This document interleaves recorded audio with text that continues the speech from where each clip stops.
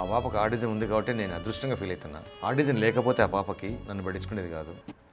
Doctor, చాలా మంది parents ఇప్పుడు కిడ్స్కి ఆటిజం ఉంది అంటేనే ఒక డిఫరెంట్ లెవెల్ ఆఫ్ డిప్రెషన్కి వెళ్ళిపోతారు, మా బ్యాడ్ లక్ అనుకుంటారు. అలాంటి పేరెంట్స్కి ఏం చెప్తారు? ఈ ప్రాబ్లం చాలా మంది పేరెంట్స్ దగ్గర నేను గమనిస్తూ ఉంటాను. నా దురదృష్టం ఇట్లే ఉంది, మా బ్యాడ్ లక్ ఇట్లాగే ఉంది, నేను అసలు ఒక అన్ఫార్చునేట్ కండిషన్లోకి వెళ్ళిపోతున్నాము అని అంటారు. రీసెంట్గా ఒక ఎన్ఆర్ఐ మా ఫ్రెండ్ ఒక మంచి మాట చెప్పాడు.